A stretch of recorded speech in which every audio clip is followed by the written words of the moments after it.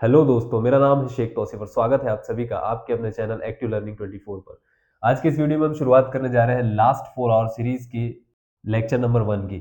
इसमें हम आज अध्याय 1, 2 और 3 को यहाँ पर खत्म कर लेंगे। मैंने यहाँ पर ऑब्जेक्टिव भी डिजाइन किए हैं, मतलब जो हमारे वास्तुनिष्ठ प्रश्न जो है वो भी हमारे पास में यहाँ रहेंगे। मैंने सिर्फ एक फॉर्म में लिखा है, या तो ये आपको खालिस्तान के रूप में आ सकता है, या फिर सत्य असत्य के रूप में आ सकता है, या फिर एक शब्द में उत्तर के लिए आ सकता है, या फिर सही विकल्प कुछ भी आ सकता है। ठीक है, तो हम अध्याय 1 को यहाँ पर शुरुआत करने यहाँ पर जा रहे हैं। ठीक है, तो देखो ये वाला जो क्वेश्चन है, क्वेश्चन नंबर 1, 6 और 20 का एचसीएफ, ये एकदम रिपीटिव क्वेश्चन है, ये आ ही जाता है, कहीं ना कहीं मिल ही जाएगा आपको एग्जाम में। ठीक है, तो देखो यहाँ पर क्या है, 6 और 20 का एचसीएफ हमें फाइंड करना है। यहाँ पर तो एचसीएफ कैसे फाइंड करते हैं हम लोग, या तो गुणनखंड विधि में हम, एक यूक्लिड वाली विधि होती थी जो हटा दी गई है, गुणनखंड के लिए हम करेंगे 2 तिया 6, 3 एकम 3, मतलब कि क्या आ गया 2 और 3। ठीक है, और 20 का क्या हो जाएगा,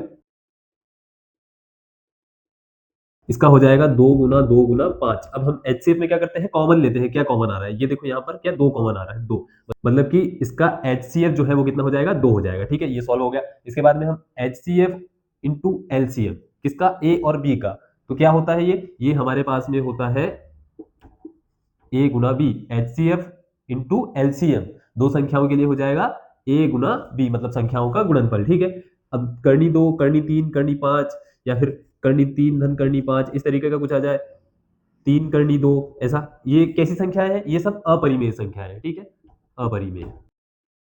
ठीक है, 15, 12, 21 का एलसीएम हमें फाइंड करना है। तो एलसीएम कैसे निकालते हैं हम लोग, एलसीएम हमें फाइंड करना है, तो यहाँ पर ऐसा किया हमने, 15, 12 और 21 को यहाँ पर लिख दो, या फिर 12, 15, 21 जैसा लिखना चाहो। ठीक है, 15, 12, 21। ठीक, ये किया हमने। अब क्या करेंगे, हम एक पहाड़े से डिवाइड करेंगे। देखो 2 से कोई हो रहा है क्या, ये हो रहा है सर, और 15 तो फिर जैसा का वैसा आ जाएगा।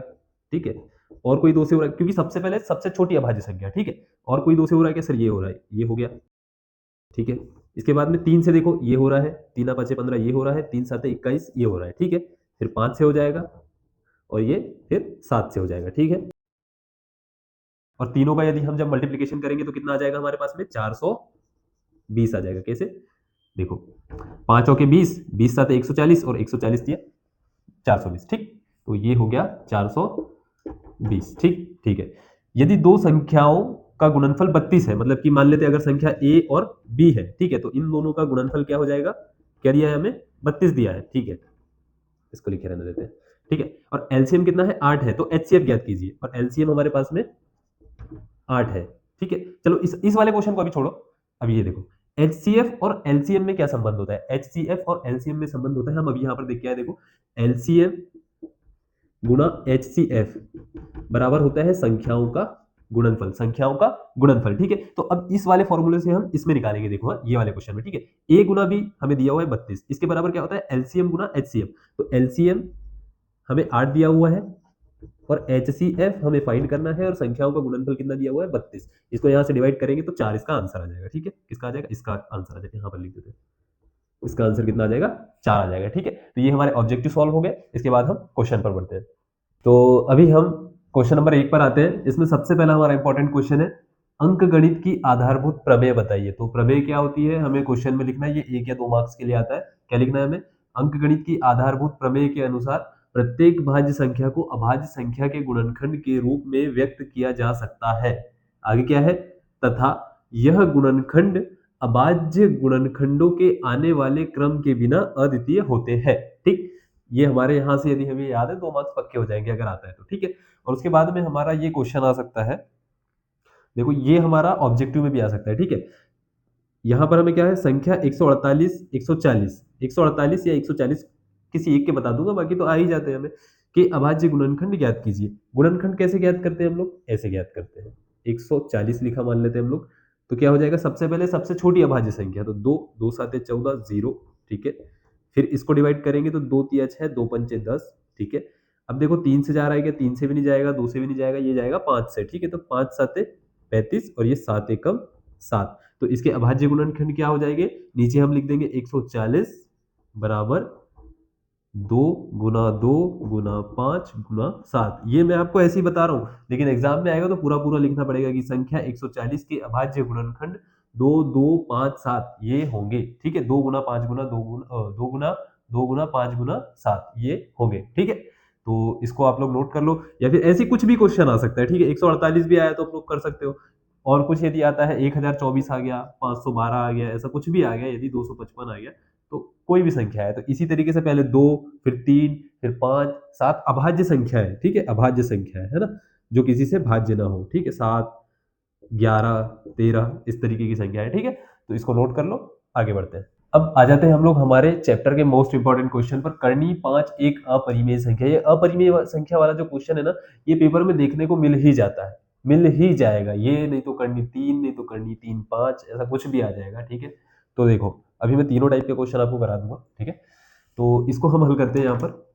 अब बहुत ज्यादा डिटेल में मैं बताऊंगा नहीं, अगर आपको डिटेल में चाहिए तो प्लेलिस्ट है, ठीक है। तो यहाँ पर लिखा है सिद्ध कीजिए कि करनी 5 एक अपरिमेय संख्या। तो हम क्या मान लेते हैं, करनी 5 एक परिमेय संख्या है, ठीक है, ये हमने मान लिया। अगर परिमेय संख्या है तो करनी 5 को हम p बटा क्यू के रूप में या फिर a बटा b के रूप में लिख सकते हैं। जी सर बिल्कुल लिख सकते हैं, ठीक है। b का इधर मल्टीप्लाई कर दो तो ये करनी 5 b हो जाएगा, बराबरी से a, दोनों पक्षों का वर्ग कर देंगे, ठीक है। मैं यहाँ पर डिटेल में नहीं बता रहा हूँ बहुत ज्यादा, ठीक है, शॉर्ट नोट्स के लिए ये, ठीक है। तो हाँ, इसका वर्ग कर देंगे तो ये करनी 5 का वर्ग हो जाएगा 5, b का वर्ग हो जाएगा b बराबर a का वर्ग, ठीक है। इसको यहाँ पर लिख दो, या फिर इसके आगे एक स्टेप और कर सकते हैं, b का वर्ग बराबर a का वर्ग के बटे में 5। अब यहाँ पर बात क्या आ जाएगी कि हम कह सकते हैं a का वर्ग 5 से विभाज्य है, इसीलिए a भी 5 से विभाज्य होगा, ठीक है। a का वर्ग 5 से विभाज्य है, a भी 5 से विभाज्य हो गया, ठीक है। अब हम फिर से कल्पना कर लेंगे या फिर से मान लेंगे, क्या मानेंगे हम, इसको ऐसे लिख सकते हैं ना। तो अब कल्पना क्या कर रहे हैं हम लोग, a बराबरी से 5c एक पूर्णांक है, ठीक है, पूर्णांक है, ठीक है। अगर मैं इसको समीकरण 1 कह दूं तो a का मान जो है 5c है, इसको मैं यहाँ पुट कर सकता हूँ, बिल्कुल पुट कर सकता हूँ, ठीक है। तो ये 5b का वर्ग बराबर a का वर्ग लिखा है, a का मान 5c, मतलब कि 5c का वर्ग, ठीक है। इसको क्या कर सकते हैं हम लोग, ये 5b का वर्ग हो जाएगा, ये 5 का वर्ग हो जाएगा 25, सी का वर्ग तो सी का वर्ग, ठीक है। ये 5 से 25 का कितने बार में कट जाएगा, बी का वर्ग बराबर 5 सी का वर्ग। इसी को किस तरीके से लिख सकता हूं मैं, सी का वर्ग बराबर बी का वर्ग के बटे में 5। इसका पक्षांतर मैंने यहां पर कर दिया। अब यहां पर यदि हम देखेंगे तो b का वर्ग जो है वो 5 से विभाज्य, सेम इस तरीके का सेंटेंस, b का वर्ग जो है 5 से विभाज्य है, मतलब b भी 5 से विभाज्य होगा, ठीक है।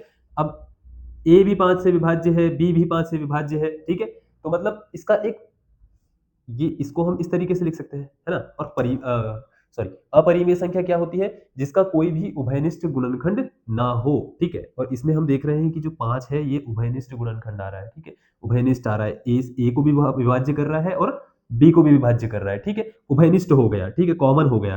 तो ये हमारी कल्पना जो है ये गलत हो जाएगी और करनी 5 जो है अपरिमेय संख्या हो जाएगी, ठीक है। ये आपको लिखना है नीचे कि जैसा मैंने कहा कि 5 जो है उभयनिष्ठ गुणनखंड आ गया है, तो उस बेस पर उभयनिष्ठ हो गया है, इसीलिए करनी 5 जो है वो हमारी अपरिमेय संख्या होगी, क्योंकि ये हमारे जो कल्पना का है, यहाँ पर हमें लिखना है कि कल्पना, है ना, कल्पना करो, ठीक है, कल्पना का विरोधाभास प्रकट कर रहा है, इसीलिए करनी 5 एक अपरिमेय संख्या होगी, ठीक है।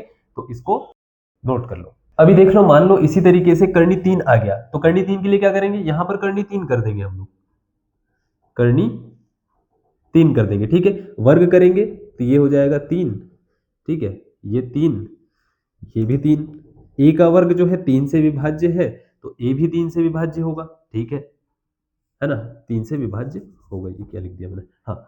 अब ए बराबर हम 3 सी मानेंगे, 5 सी नहीं मानेंगे, यहाँ पर 3 सी मानेंगे, क्योंकि हमें 3 को सिद्ध करना है, ठीक है, एक पूर्णांक है, ठीक है। तो अब ये हो जाएगा 3b का वर्ग लिखा है ना, और ए हमारा क्या है 3, ये हो जाएगा कितना 9, ये हो जाएगा 3, ये कटेगा तो कितने बार में कटेगा, 3 बार में, है ना, ये भी 3 हो जाएगा।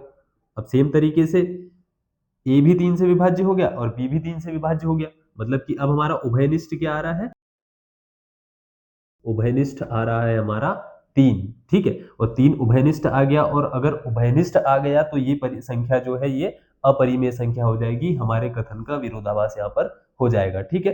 तो इस तरीके से करनी 3 आ जाए, करनी 2 आ जाए, करनी 5 आ जाए, ठीक है, तो ये अपरिमेय संख्या होगी। इसकी अब दूसरी वाली कैटेगरी पर चलते हैं, इसको नोट कर लो। अब आ जाते हैं अगले वाले प्रश्न पर, ठीक है। इसमें हमसे कहा है कि 3 करनी 2 एक अपरिमेय संख्या, ये हमें सिद्ध करना है, तो यही मान लेंगे हम लोग। सबसे पहला हम क्या करेंगे, मान लेंगे या कल्पना कर लेंगे कि ये क्या है, परिमेय है। ठीक है, शॉर्ट में बता रहा हूं मैं, ठीक है, परिमेय है। और परिमेय है तो इसको a बटा बी के रूप में लिख सकते हैं। तो करनी 3 करनी 2 बराबर a बटा बी। और यहाँ पर ये भी हमें पता होना चाहिए कि b बराबर नहीं है जीरो, जीरो के बराबर नहीं हो सकता। जीरो के बराबर हो गया तो ये इनफाइनाइट हो जाएगा, अनंत हो जाएगा। ठीक ठीक है सर, ये हो गया। तो अब हम क्या कर सकते हैं, हमें सिर्फ करनी 2 को इधर रखना है। ठीक है सर। तो करनी 2 बराबर a बटा 3b। ठीक, इस तरीके से लिख देंगे। अब यहाँ पर नंबर वाली बात आ गई है। ठीक है, तो क्या होगा, अब चूंकि 3 कॉमा a कॉमा b ये जो है क्या है, यह पूर्णांक है। क्या है, पूर्णांक है। अतः a बटा 3b एक परिमेय संख्या है। ठीक है, क्या है, परिमेय संख्या है। ठीक है, अगर ये परिमेय संख्या है तो इसके बराबर में जो लिखा है ये भी परिमेय होना चाहिए। ठीक है, तो ये भी परिमेय होना चाहिए। तो इस केस में क्या होगा, हमें पहले से ही पता है कि करनी 2 एक अपरिमेय संख्या है। ठीक है, और अब हम इसको परिमेय मान रहे हैं, मतलब मान क्या रहे हैं, हम लोगों ने लिखा है a बटा b, मतलब कि ये परिमेय है, ये वाली जो है ये परिमेय है। और परिमेय के बराबर में परिमेय संख्या ही लिखेंगे, है ना, ये भी तो इस वजह से ये भी परिमेय संख्या हो जाएगी। लेकिन हमें पता है कि करनी 2 जो है अपरिमेय संख्या है। अपरिमेय संख्या, करनी 2 अपरिमेय संख्या है, जो कि हमारे कथन का विरोधाभास प्रकट कर रहा है। इसलिए क्या हो जाएगा, ये 3 करनी 2 जो है ये अपरिमेय संख्या होगी। ठीक है, सेम तरीके से अगर जैसे अभी हमने 3 करनी 2 के बारे में बात की है, यदि 7 करनी 5 आ जाता, ठीक है, और कुछ भी आ जाता, 5 करनी 3 आ जाता, ऐसा कुछ भी यदि आ जाता ना इस तरीके का, तो सेम प्रोसेस में हम सॉल्व करते, नीचे आगे लिख देते कि यह कथन हमारा विरोधाभास प्रकट कर रहा है, क्योंकि हमको पहले से ही पता है कि करनी 5 अपरिमेय, करनी 2 अपरिमेय, करनी 3 अपरिमेय, ऐसा लिख देना है। ठीक है, और हमारे कथन का ये विरोधाभास प्रकट कर रहा है, इसलिए 3 करनी 2 जो है वो अपरिमेय संख्या होगी, या फिर 7 करनी 5 जो है वो अपरिमेय संख्या होगी। ठीक है, तो इस तरीके से ये वाला क्वेश्चन यहाँ पर सॉल्व हो जाएगा। ठीक है, नोट करो, इसकी एक वैरायटी और बची है, उसको सॉल्व करते हैं। अब आते हैं हम एक अलग वाले क्वेश्चन पर, सेम ही है, अलग नहीं है कुछ। सिद्ध कीजिए 6 प्लस करनी 2 एक अपरिमेय संख्या है।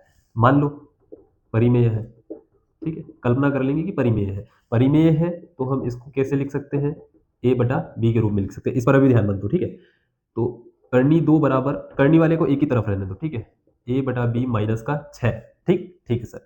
अब हम यहाँ क्या करेंगे, यहाँ लिखेंगे 6 a और b, ये जो है पूर्णांक है, अतः इसको हटा देंगे।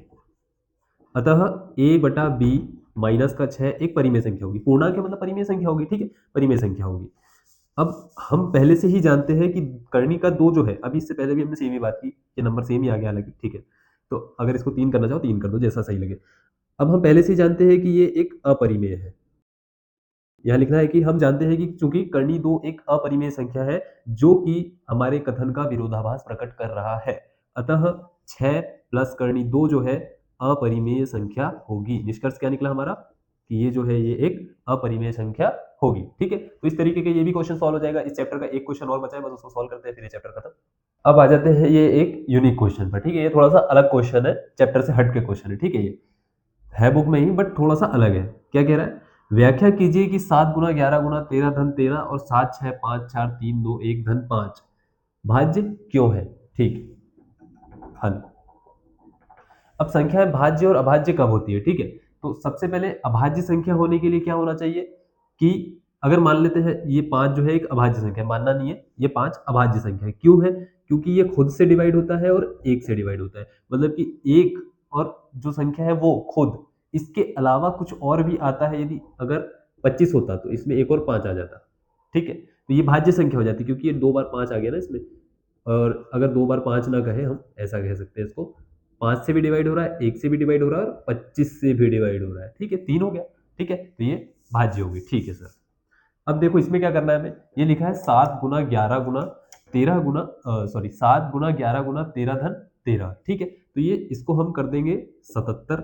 ठीक है, और 13 ले लेंगे कॉमन, या फिर नहीं भी लेना है तो सीधे ले लो, नहीं भी गुणा करना है तो 7 गुना 11। ठीक है, और 13 हमने कॉमन ले लिया, तो यहाँ पर 13 गया तो 1 बचा, और यहाँ पर भी 1 बचा, और 13 आ गया बाहर।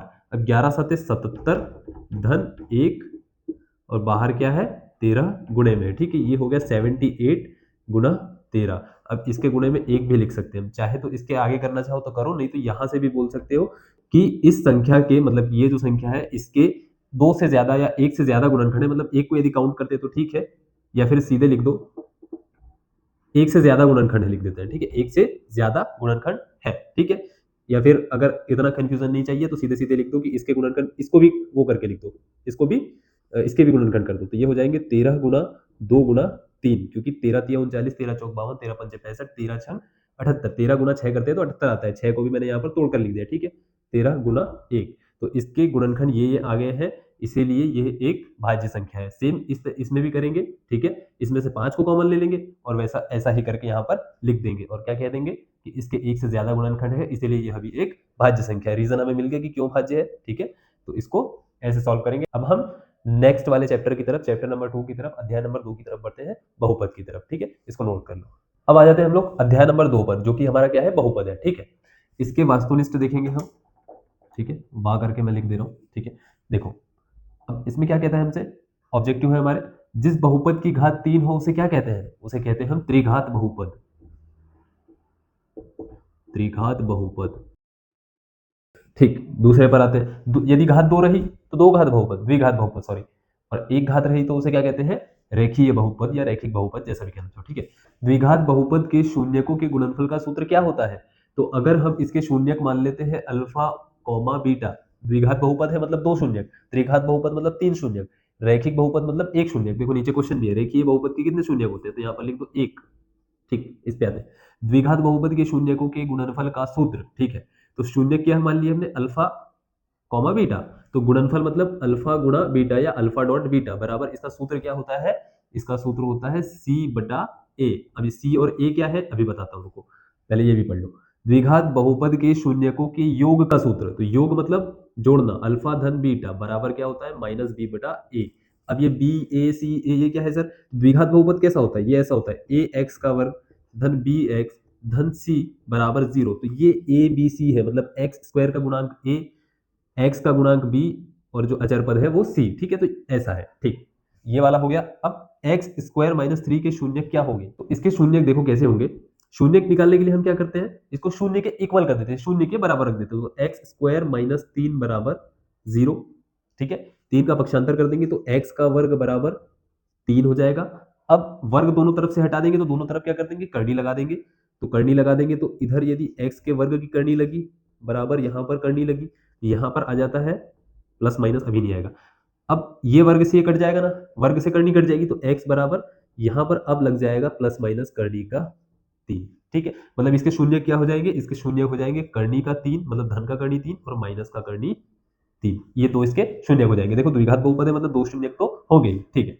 अब एक क्वेश्चन ऐसा आता है कि ऐसा आपको दे देगा कि पी एक्स करके कोई ग्राफ है, इसके ऊपर शून्यकों की संख्या बताओ। तो अगर ग्राफ आता है तो इसमें क्या करना है हमको, हमको देखना है कि ग्राफ एक्स एक्सिस को, एक्स अक्ष को कितनी जगह काटता है या कितनी जगह टच करता है, ठीक है।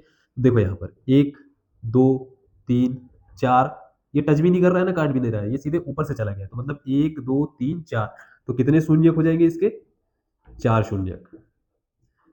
ग्राफ जितनी जगह एक्स एक्सिस को, एक्स अक्ष को टच करेगा उतने ही इसके शून्यक होंगे। अगर ये यहां से ऐसा भी होता तो इसको काउंट हम नहीं करते, क्योंकि हमें लेना देना किससे, सिर्फ एक्स अक्ष से है, ठीक है। तो इसको नोट कर लो, आगे बढ़ते हैं हम लोग।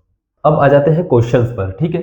देखो यहाँ पर पहला क्वेश्चन क्या है, 4u का वर्ग धन 8u के शून्य ज्ञात कीजिए, ठीक है। तो हम इसमें क्या करेंगे, अब हमें यहाँ दिख रहा है ये u है, ठीक है। x की टर्म में तो हम करते आए हैं, y की टर्म में भी कर लेते हैं, लेकिन यहाँ पर u आ गया, ठीक है। देखो यहाँ एक सिंगल u है, यहाँ पर u का वर्ग है, मतलब u हम यहाँ से कॉमन ले सकते हैं, तो u हमने यहाँ पर कॉमन ले लिया। यहाँ पर 4 लिखा है, यहाँ पर 8, इसको लिख सकते हैं 4 गुना 2, ठीक है। यहाँ भी 4 यहाँ भी 4, यहाँ से हमने 4 कॉमन ले लिया, मतलब कि 4u कॉमन ले लिया। यहाँ से 4 गया और u गया, 4 गया कुछ नहीं बचा, u गया तो एक u बचा, क्योंकि u का वर्ग है, ठीक है। यहाँ से 4 चला गया तो 2 बचा, और u चला गया तो कुछ भी नहीं बचा, ठीक है। तो 4u और u धन 2, ठीक है। दो इक्वेशन, मतलब इक्वेशन को हमने ऐसे डिस्ट्रीब्यूट कर दिया, ठीक है। तो अब हमें शून्य ज्ञात करना है, तो हम लोग क्या करते हैं, जो भी हमारी टर्म्स है इसको जीरो के इक्वल में लिख देते हैं, जीरो के बराबर में लिख देते हैं। तो 4u को एक बार जीरो के बराबर लिख देंगे तो u बराबर क्या हो जाएगा 0 के बटे में 4, मतलब कि u बराबर 0। एक शून्य क्या आ गया हमारा 0, ये u है, ये थोड़ा 4 जैसा दिखता है बट u बराबर 0। दूसरा शून्य क्या आ जाएगा u धन 2 बराबर 0 कर देंगे, u बराबर क्या हो जाएगा माइनस का 2। ठीक है, तो एक शून्य किया आ गया, मतलब कि 0 और 2, दो शून्य किसके आ गए। ठीक है सर। अब देखो, और अगर जैसे नहीं अपने आप पर ट्रस्ट नहीं होता है कि सही है या नहीं है, तो क्या करना चाहिए, जीरो रख के देखो, इसमें जीरो रखेंगे तो ये जीरो हो रहा है कि नहीं, शून्य हो रहा है कि नहीं, जीरो रखेंगे जीरो हो गया, ये जीरो रखा है जीरो हो गया, जीरो धन जीरो जीरो। माइनस का 2 रखा हमने, यहाँ पर माइनस का 2 रखा, मतलब कि ये कितना हो गया माइनस का 16 हो गया। यहाँ पर माइनस का 2 रखा, ये प्लस का 4 हो गया, और 4 चौके 16 हो गया। माइनस का 16 प्लस का 16 बराबर 0। ठीक, खत्म। अब देखो, टी का वर्ग माइनस 15 के शून्य ज्ञात कीजिए। इसी तरीके का हमने एक क्वेश्चन किया था, एक्स का वर्ग माइनस 3। ठीक है, तो सर हम तो इसको ऐसे ही कर लेंगे, सेम तरीके से कर लेंगे। ठीक है, कर लेंगे, कोई दिक्कत की बात नहीं है, पर रुको, एक और ट्रिक जान के जाओ, एक और तरीका इसका जान के जाओ। ठीक है, क्या होगा, इसको लिख सकता हूं टी का वर्ग माइनस 15 को लिख सकता हूं करनी 15 का वर्ग। टी का वर्ग माइनस करनी 15 का वर्ग। ठीक है, अब टी का वर्ग करनी 15 का वर्ग, ए का वर्ग माइनस बी का वर्ग, तो क्या होता है ए का वर्ग माइनस बी का वर्ग क्या हो जाएगा, ए धन बी गुना ए ऋण बी। ठीक है, ए धन बी ए ऋण बी, तो क्या कर सकते हैं हम लोग, टी धन करनी का 15 और टी ऋण करनी का 15। ठीक है, दो आ गया। अब इसको एक बार जीरो के इक्वल रखेंगे तो टी बराबर क्या आ जाएगा माइनस का करनी 15, और इसको एक बार रखेंगे जीरो के बराबर तो टी बराबर आ जाएगा प्लस का करनी 15। ठीक है, तो एक ये शून्य एक ये शून्य। ठीक है, तो इस तरीके से भी इसको कर सकते हैं, सेम ये जो हमने लिखा था ना एक्स का वर्ग माइनस माइनस का 3, तो इसको भी इस तरीके से कर सकते थे। ठीक है, सूत्र वाले तरीके से। ठीक है, इसको नोट कर लो, आगे बढ़ते हैं। अब इसके तीसरे वाले प्रश्न पर आ जाते हैं। इसमें हमसे क्या कह रहा है, द्विघात बहुपद ज्ञात कीजिए जिसके शून्यकों का योग 1/4 और गुणनफल कितना है माइनस का 1 है। इसके दो तरीके हैं, दोनों अभी एक एक मिनट में हम यहाँ समझ लेते हैं। ठीक है, शून्यकों का योग मतलब कि अल्फा प्लस बीटा, यदि एक शून्यक अल्फा और दूसरा बीटा है, यानी कि अल्फा धन बीटा बराबर कितना है 1/4, और शून्यकों के योग को हम कैसे बताते हैं, माइनस बी के बटे में ए। यहां से हमारे b की वैल्यू कितनी हो गई, माइनस का 1 हो गई, और जो a की वैल्यू कितनी हो गई 4 हो गई। ठीक है सर, यहाँ पर माइनस नहीं है, यहाँ पर माइनस है, इसलिए b की वैल्यू में माइनस लगेगा। ठीक है, और अल्फा डॉट बीटा की वैल्यू कितनी है, माइनस का 1। ठीक है, माइनस का 1 है। अब ये होता है c बटा a, है ना, मतलब यहाँ हमको 4 चाहिए नीचे, अगर नीचे 4 चाहिए तो हमें ऊपर भी 4 लिखना पड़ेगा, और माइनस यहाँ पर है तो माइनस का 4, 4 से माइनस 4 कटेगा तो कितना माइनस का 1 आ जाएगा, यानी कि ये ठीक है।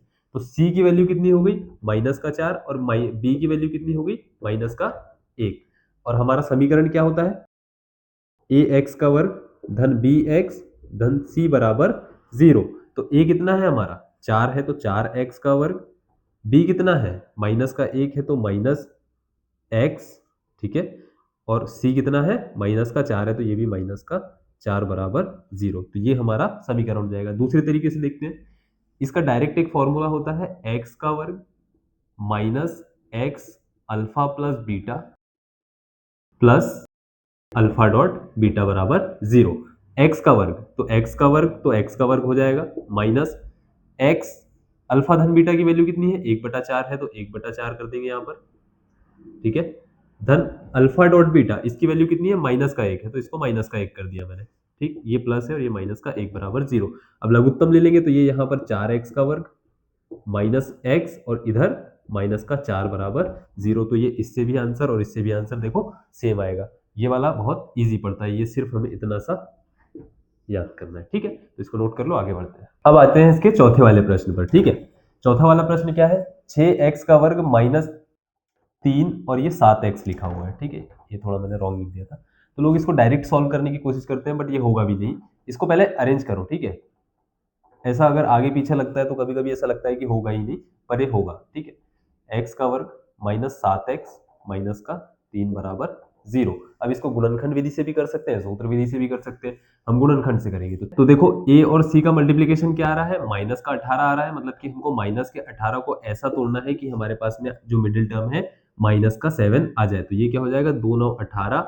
ठीक है, और 9 एकम 9। ठीक है, 9 और 2 बड़ी संख्या यदि माइनस का 9 आएगी, देखो यहाँ पर 6x का वर्ग माइनस 9x धन का 2x माइनस का 3 बराबर 0। अब देखो 9x में माइनस लगा है, 2x में प्लस, इसको जोड़ेंगे तो क्या आएगा माइनस का 7, और गुणा करेंगे तो क्या आएगा 18, 6 तिया 18, वो भी माइनस का। ठीक है, तो ये हो गया। इसके आगे कैसे, यहाँ पर 3 ले लिया हमने कॉमन, 3x कॉमन लिया है, तो यहाँ बच जाएगा 2x माइनस का 3, यहाँ पर आ जाएगा प्लस का 1 कॉमन, 2x माइनस का 3, ऐसा। ठीक है, अब इसमें से ये कॉमन आ जाएगा तो ये हो जाएगा 2x माइनस का 3। ठीक है, एक टर्म ये और एक टर्म ये वाली हो जाएगी, कौन सी, 3x प्लस का 1 बराबर 0। अब इसको एक एक करके 0 के इक्वल रख दो, तो 2x माइनस का 3 बराबर 0 रखा, तो x बराबर कितना आ गया, 3/2, और 3x धन 1 को जब 0 रखा तो x बराबर कितना आ गया, -1/3। ठीक है, आई होप ये दिख रहा होगा। ठीक है, ये हमारा आंसर हो गया। ठीक ठीक है सर, इसको नोट कर लो, आगे बढ़ते हैं। अब आते हैं इसके पांचवें वाले प्रश्न पर हम। ठीक है, इसमें हमसे कह रहा है कि शून्यक ज्ञात कीजिए और शून्यक और गुणांकों के बीच संबंध भी निकालना है हमें। ठीक है, तो पहले शून्यक ज्ञात कर लेते हैं। यहाँ लिखेंगे हम -x + 4 बराबर 0। ठीक है, इसके शून्यक हमें फाइंड करना है, तो क्या क्या आना चाहिए, मल्टीप्लीकेशन हमारा a और c का कितना आ रहा है, -12 आ रहा है। ठीक है, -12 आ रहा है, और कैसे ब्रेक करना है इसको, कैसे तोड़ना है हमको, कि हमें -1x यहाँ पर मिल जाए। ठीक है, तो कैसे होगा ये, 4 और 3। ठीक है, माइनस का मिलना है, यानी कि बड़ी संख्या में माइनस लगेगा। 4 और 3 में से बड़ा कौन है, 4 है। ठीक है, तो -4 में लगेगा। ये हो जाएगा 3x का वर्ग माइनस का 4x प्लस का 3x माइनस का 4 बराबर 0। देखो इसको सॉल्व करेंगे तो यही आ रहा है ना, देखो -4 और -3 माइनस का x हो जाएगा। ठीक है, यहाँ से आ जाएगा सिर्फ x कॉमन, ये x कॉमन ले लिया, यहाँ पर 3x माइनस का 4 रह गया, यहाँ से +1 कॉमन आ गया, और 3x माइनस का 4 यहाँ भी रह गया। ठीक है, तो ये हो जाएगा x + 1 एक टर्म ये, और 3x माइनस 4 एक टर्म ये, दोनों को एक एक बार 0 के इक्वल रखेंगे, तो इसको रखेंगे तो इससे आ जाएगा x बराबर -1, और इसको रखेंगे तो यहाँ पर आ जाएगा x बराबर 4 के बटे में 3। ठीक है, अब शून्यकों के बीच सत्यता की जांच करना है। ठीक है, शून्यकों और गुणांकों के बीच, तो शून्यकों और गुणांकों के बीच में संबंध क्या होता है, एक होता है अल्फा धन बीटा बराबर -b के बटे में a। ठीक है, अल्फा क्या है, इसको अल्फा कह देते हैं हम लोग, इसको बीटा कह देते हैं। ठीक है, तो -1 प्लस का 4/3 बराबर -b/a, माइनस का b, मतलब b क्या है हमारे पास में, b क्या है, b है -1। ठीक है, तो -1 के बटे में a क्या है, 3 है। ठीक है, ये 3 है, इसको यहाँ करेंगे तो -3 धन 4 के बटे में 3 बराबर 1 के बटे में 3, ये भी हो जाएगा 1/3 और ये भी हो जाएगा 1/3। ठीक है, ये बराबर है। दूसरा संबंध क्या होता है, अल्फा डॉट बीटा बराबर सी के बटे में a, अल्फा इंटू बीटा। ठीक है, तो ये अल्फा है हमारा -1 और बीटा है हमारे पास में कितना, 4/3। ठीक है, और सी क्या है, देखो यहाँ पर -4 है, और ए क्या है हमारे पास में, 3 है। ठीक है, इसको मल्टीप्लाई करेंगे तो ये -4/3 हो जाएगा, -1 से मल्टीप्लाई होगा, और ये -4/3। ठीक है, ये क्वेश्चन सॉल्व हो गया, ये सत्यता की जांच होगी, लेकिन आपको पूरा लिखना है, मैंने सिर्फ बेसिक आपको जो हो क्या रहा है वो यहाँ पर बताया है। ठीक है, अब सारे तरीके के क्वेश्चन जो चैप्टर 2 से आने वाले हैं वो हम डिस्कस कर चुके हैं। हम जो x² -x अल्फा धन beta plus alpha dot beta, ये वाला जो है, ये हमें कॉन्सेप्ट पता चल गया। अब यहाँ पर हमें अल्फा धन बीटा और अल्फा डॉट बीटा की जो भी वैल्यू दे दो, हम तो सीधे रखेंगे और मान यहाँ पर निकाल लेंगे। ठीक है, इस तरीके से हम गुणनखंड निकाल के संबंध भी निकाल लेंगे। तो हर तरीके के क्वेश्चन यहाँ पर हम कर चुके हैं। सूत्र विधि से वाला रह गया, इसी को सूत्र विधि से करना चाहो तो ये द्विघाती सूत्र जो है हमारा, इसको लगा सकते हैं हम। क्या होता है ये, माइनस का b plus minus under root में b² -4ac के बटे में 2a। ये सूत्र को सब जानते हैं, श्रीधराचार्य का सूत्र है, इसको द्विघाती सूत्र भी कहते हैं। ठीक है, ये एक न्यूमेरिकल बन सकता है, सॉरी ऑब्जेक्टिव बन सकता है, वास्तवनिष्ठ बन सकता है। ठीक है, तो यहाँ से वैल्यू उठा के यहाँ पर रखना है। b की वैल्यू कितनी, -1, a की वैल्यू कितनी है 3, और c की वैल्यू कितनी है -4, उठा के रख दो, और यहाँ से आपको ये दोनों मान मिल जाएंगे। ठीक है, तो इस तरीके से ये चैप्टर 2 यहाँ पर हो जाएगा। चैप्टर 3 पर बढ़ते हैं, अध्याय 3 पर, इसको नोट कर लो। अब आ चुके हैं हम अध्याय 3 की तरफ। ठीक है, तो इसमें सबसे पहले वास्तुनिष्ठ मतलब कि जो वैकल्पिक प्रश्न है वो देखते हैं, खाली स्थान सही विकल्प वगैरह। देखो, दो चरों में रैखिक समीकरण का व्यापक रूप क्या होता है, इसका नाम ही है दो चर वाले रैखिक समीकरण। ठीक है, तो रैखिक समीकरण क्या होता है, सबसे पहले मैं नॉर्मली एक ओवरव्यू देता हूँ कि रैखिक समीकरण क्या होता है, जिसमें चर पद की जो घात है कितनी होती है, एक होती है। यहाँ देखो x है चर पद और y है चर पद, दोनों की घात कितनी है, एक एक है। ठीक है, तो घात कितनी होनी चाहिए, एक। अब व्यापक रूप क्या हो जाएगा इसका, देखो दो चरों में रैखिक समीकरण का व्यापक रूप होता है a1x plus b1y plus c1 बराबर 0, और दूसरा क्या हो जाएगा a2x plus b2y plus c2 बराबर 0। ठीक है, ये व्यापक रूप हो गया। अब सेम यहां से पढ़ो, दो चरों में रैखिक समीकरण का उदाहरण दीजिए, तो बस यहां पर कुछ भी वैल्यू रख दो। 3x प्लस 4y बराबर, सॉरी 3x प्लस 4y धन 5 बराबर 0, 9x प्लस 10y धन 11 बराबर 0, ये हो गया उदाहरण। ठीक है, इस तरीके से कुछ भी दे सकते हैं।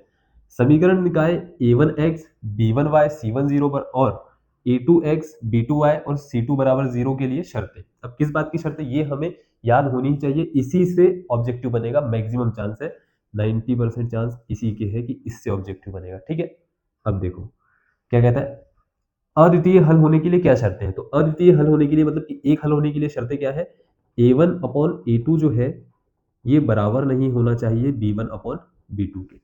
ठीक, दूसरा क्या है, अनेक हल होने के लिए क्या शर्तें हैं, तीनों आपस में बराबर हो जाना चाहिए। a1/a2 बराबर b1/b2 बराबर c1 के बटे में c2। अब सभी बराबर हो जाएंगे, मतलब कि एक रेखा है, ठीक है, ऐसी, ठीक है, और अगर सब जब बराबर हो जाएंगे ना, मतलब ये दो रेखाओं के समीकरण है ना, देखो ये एक और एक ये दूसरी रेखा, ठीक है, तो एक रेखा ये वाली ये है, अब दूसरी रेखा भी देखो इसके अनुपात बराबर आ गए, मतलब कि ये जो रेखा है इसी के ऊपर होगी, एग्जैक्ट इसी के ऊपर होगी। ठीक है, तो ये संपाती रेखाएं बोलते हैं। ठीक है, ये हो गया।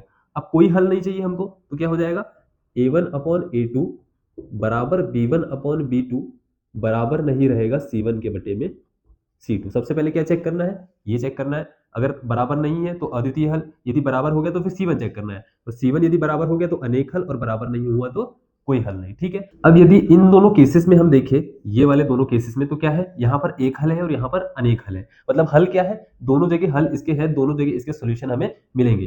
तो जब हमें सॉल्यूशन मिलेंगे समीकरण के, तो इसे कहेंगे संगत। ठीक है, और यहां पर देखेंगे रेखाएं हो जाएगी समांतर, तो कोई भी हल यहां पर नहीं मिलेगा, और कोई भी हल नहीं मिलेगा तो इसे हम क्या कहेंगे, असंगत। ठीक है, संगत असंगत भी समझ में आ गया है, ये तीनों चीजें भी समझ में आ गई है, ये भी सॉल्व हो गया। ठीक है, अब ये रेखीय समीकरण का आलेख कैसा होता है, रेखीय समीकरण का आलेख सरल रेखा होता है। आलेख मतलब ग्राफ, ये ठीक है। और अगर जैसे कहते हैं कि द्विघाती समीकरण का आलेख क्या होता है, तो इसका होता है परवलयाकार, यहां मैं अलग से लिख देता हूं, परवलय होता है। ठीक है, तो अगर ये द्विघात के लिए आता है तो, ठीक है, तो अब इसके क्वेश्चंस पर मूव करते हैं। ठीक है, मोस्ट इसमें से 4 नंबर का क्वेश्चन आएगा ही आएगा। ठीक है, आता ही है, ठीक है, फिक्स है ये, तो इसको नोट करो, आगे बढ़ते हैं। अब आ जाते हैं हम लोग इसके क्वेश्चन नंबर 1 पर। ठीक है, बड़ा क्वेश्चन है ये, ऑब्जेक्टिव हम कर चुके हैं। अनुपातों की बात हम अभी कर चुके हैं, तो देखो अनुपातों की तुलना कर ज्ञात कीजिए कि युग्म 2x-3y बराबर 8 और 4x-6y बराबर 9 संगत है या असंगत। ठीक है, तो संगत के लिए हमारे पास में दो कंडीशन थी और असंगत के लिए एक ही कंडीशन है। ठीक है, तो इसमें देख लेंगे हम, यहाँ पर ये हमारा a1, ये b1 और ये c1, ठीक है, ये a2, ये b2 और ये c2। ठीक है, तो हमें क्या चाहिए, a1/a2 पहले हम निकालेंगे, क्या आ रहा है देखो 2/4। ठीक है, यानी कि कितना, 1/2। ठीक है, अब b1/b2 निकाल लेंगे यहाँ पर, तो b1 कितना है, -3, और b2 कितना है, -6। ये -6 बराबर कितना आ जाएगा, 1/2।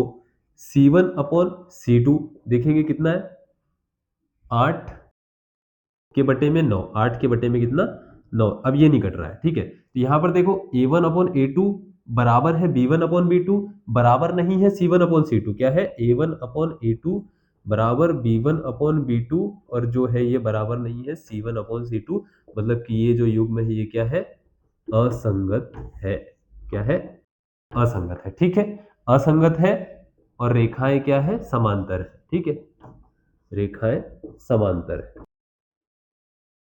ठीक है, कोई हल नहीं होगा यहाँ पर, ऐसा लिखना चाहो तो जितना लिखना चाहो उतना लिख दो, कोई हल नहीं होगा, ये सारी चीजें। लेकिन ये मैंने आपको बेसिक बताया कि करना क्या है हमें, बाकी लिखना जो थ्योरी है वो आपको करना पड़ेगा। अपन अब 4 घंटे की सीरीज में ये सारी चीजें नहीं कर सकते। ठीक है, तो इसको नोट कर लो, आगे बढ़ते हैं।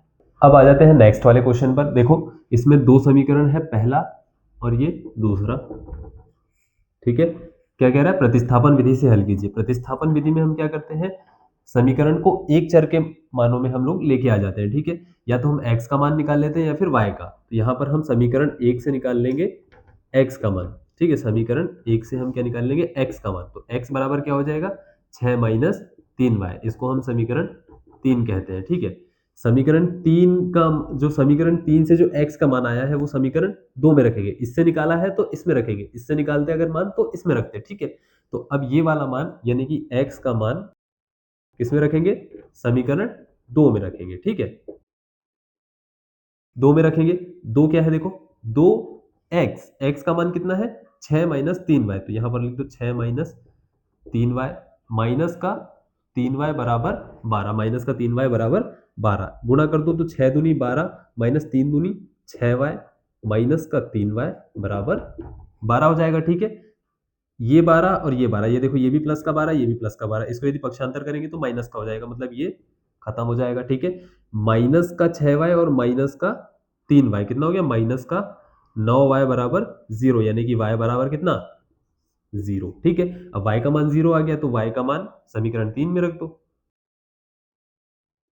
3 में रख दिया। ठीक है, तो x बराबर 6 माइनस 3y, तो 3 और y का मान तो 0 है, तो x बराबर कितना आ जाएगा, 6 आ जाएगा। ठीक है, लास्ट में डिब्बा बनाओ और सॉरी आंसर लिखो, यहाँ पर डिब्बे में x का मान लिख दो, यहाँ पर y का मान लिख दो, खत्म, क्वेश्चन खत्म हो गया यहाँ। ठीक है, तो इस तरीके से यदि विलोपन, मैंने सिर्फ आपको मेथड बताया है। ठीक है, ऐसा नहीं कहता कि एग्जैक्ट सेम क्वेश्चन ही आ जाएगा, लेकिन मैं सारे टाइप के आपके क्वेश्चन यहाँ पर करवा दे रहा हूँ। ठीक है, विलोपन का करवा दिया, प्रतिस्थापन का करवा दिया, ग्राफीय विधि से भी एक क्वेश्चन हम हल कर लेंगे, बेसिक बेसिक समझ लेंगे उसको। ठीक है, और थोड़े बहुत इबारत वाले प्रश्न कर लेते हैं एक दो। ठीक है, तो इसको नोट कर लो, आगे बढ़ते हैं। अब इसके नेक्स्ट वाले प्रश्न पर आ जाते हैं। देखो क्या कहता है हमसे, ये कह रहा है कि दो संख्याओं का अंतर 26 है तथा एक संख्या दूसरी संख्या की 3 गुनी है। ठीक है, तब संख्याएं ज्ञात कीजिए। तो पहला ये वाला तो हम इजीली कर लेते हैं। माना पहली संख्या क्या है, पहली संख्या x है और दूसरी y है। ठीक है, दोनों संख्याओं का अंतर प्रश्नानुसार लिखेंगे, दोनों संख्याओं का अंतर कितना है, 26 है। ठीक है, ये एक समीकरण हो गया हमारा। दूसरा समीकरण कैसे बनाए, दूसरा समीकरण ऐसे बनाएंगे कि एक संख्या दूसरे की 3 गुनी है। ठीक है, एक संख्या मान लेते हैं, एक संख्या है 15। ठीक है, ये दूसरे की 3 गुनी है, मतलब ये किसका 3 गुना है, किसका 3 गुना है, ये 5 का 3 गुना है। किसका 3 गुना है, 5 का 3 गुना है। मतलब हमारी पहली संख्या क्या है, x है, x किसका 3 गुना है, x y का 3 गुना है। किसका 3 गुना है, y का 3 गुना है। मतलब कि x बराबर प्रश्नानुसार यहाँ पर क्या लिखेंगे, पुनः प्रश्नानुसार हम लोग क्या लिख देंगे यहाँ पर, x बराबर 3y। ठीक, ये हमारा समीकरण 2 हो गया। अब देखो यहाँ से समीकरण 2 से हमें x का मान मिल गया कितना, 3y, तो यहाँ पर रख देंगे 3y माइनस वाई बराबर 26। ठीक है, ये कितना हो जाएगा, 2y बराबर 26, y बराबर 13। ठीक है, अब y का मान यहाँ पर रख देंगे हम लोग। ठीक है, तो y का मान हम लोग इसमें रखेंगे, तो x बराबर 3 गुना y का मान 13, यानी कि x बराबर कितना, 39। ये हो गया यहाँ पर सॉल्व। इसके दोनों के मान रख दो, सॉरी हाँ, इसके दोनों के मान मान कहाँ रख दो, आंसर में यहाँ पर लिख दो। ठीक है, ओवर हो गया। अब नेक्स्ट पर बढ़ते हैं। ठीक है, इसको नोट कर लो। अब आ जाते हैं इस वाले क्वेश्चन पर। देखो इसमें क्या कह रहा है, दो अंकों की एक संख्या और उसके अंकों को उलटने पर बनी संख्या का योग जो है 66 है। यदि संख्याओं के अंकों का अंतर 2 है तो संख्याएं ज्ञात कीजिए। ठीक है, तो मान लेते हैं दो अंकों की संख्या है ना, दो अंक की संख्या है, दो अंकों की संख्या है। ठीक है, अब दो अंक है तो पहला अंक मान लिया हमने, पहला क्या है, x है और दूसरा y है। ठीक है, तो संख्या क्या हो जाएगी, यहाँ पर हम यदि लिखेंगे तो संख्या क्या हो जाएगी, संख्या हो जाएगी हमारी, दो अंकों की संख्या है तो x और y। ठीक, ठीक है सर। अब ये वाला अंक होता है हमारा इकाई और ये वाला होता है हमारा दहाई। ठीक, ठीक है सर। यदि मेरे पास में कोई नंबर है 65, ठीक है, तो मुझे यदि इसको तोड़कर लिखना है तो मैं क्या लिखूंगा, इसमें 10 का गुणा करूंगा 60 और इसमें 1 का, क्योंकि ये दहाई है और ये इकाई। 5 कैसा हो गया, 10 गुना 6 और 5 गुना 1। तो इसी तरीके से यदि मैं संख्या को लिखूं तो कैसे लिखूंगा, 10x धन y। ठीक, ठीक है सर। तो ये संख्या, अब संख्या के अंकों को उलट देंगे, अंक उलटने पर, अंकों को उलट दिया मैंने तो संख्या क्या हो गई, संख्या हो गई हमारी yx। तो अब इसको कैसे लिख सकता हूं मैं, इसीलिए इसको लिख सकता हूं 10y धन x, मतलब ये मेरी संख्या है और ये संख्या को अंकों को उलटने पर बनी दूसरी वाली संख्या है। ठीक है, अब इसका योग क्या है, देखो दो अंकों की एक संख्या ये वाली और उसके अंकों को उलटने पर बनी संख्या ये वाली, इसका योग कितना है, 66 है। मतलब कि 10x धन y धन 10y धन x बराबर कितना है, 66। ठीक है, ये कितना हो जाएगा, 10 और 11x धन 11y बराबर 66। 11 से डिवाइड भी कर सकते हैं तो x धन y बराबर कितना, 6 आ जाएगा। ठीक है, ये समीकरण 2 हो गया क्या, यहाँ पर 3 दे देते हैं। ठीक ठीक है। अब यदि संख्याओं के अंकों का अंतर 2 है, संख्याओं के अंकों का अंतर 2 है, यानी कि ये वाली संख्या लेंगे तो x माइनस वाई बराबर 2, ठीक है, ये समीकरण 4 हो गया। और यदि उलटने वाली संख्या लेंगे तो ये क्या हो जाएगा, y माइनस एक्स बराबर 2, देखो, है ना, ये देखो y माइनस एक्स बराबर 2 यही होगा, ठीक है। ये हो गया समीकरण 5, क्योंकि अंकों का अंतर हमें पूछा है तो ये अंक है ना, तो इनका अंतर। तो एक बार क्या लेंगे हम, ये वाला और ये वाले समीकरण को सॉल्व करेंगे, और एक बार ये वाले और ये वाले समीकरण को सॉल्व करेंगे। विलोपन विधि से वज्र गुणन तो है नहीं ना अभी, तो विलोपन विधि से या प्रतिस्थापन से या फिर ग्राफी विधि से, जिस विधि से आपको सॉल्व करना है उस विधि से करो और बता दो कि कौन सी संख्या। तो एक संख्या आएगी 42 और एक संख्या आएगी 24, ठीक है, दो संख्याएं आएगी, एक आएगी इस वाले समीकरण से और एक आएगी इस वाले समीकरण से, ठीक है। तो इसको सॉल्व कर लो, जिस विधि से आपको सॉल्व करना है उस विधि से आप इसको सॉल्व कर लो, ठीक है। आंसर आपका आ जाएगा किसी भी विधि से, ठीक है। तो आज के लिए इतना काफी है, 3 चैप्टर हो चुके हैं, एक दो क्वेश्चन और यदि मुझे लगे तो मैं इसमें ऐड करके नेक्स्ट वाले वीडियो में आपको बता दूंगा, ठीक है। तो मिलते हैं अगले वीडियो में। यदि आपको सीरीज पसंद आई और पढ़ाने का तरीका यदि आपको पसंद आ रहा है तो वीडियो को लाइक कीजिए, चैनल को सब्सक्राइब कीजिए, टेलीग्राम चैनल को ज्वाइन कीजिए, वहां पर इंपॉर्टेंट अपडेट मिल सकते हैं आपको, ठीक है। तो थैंक यू वेरी मच।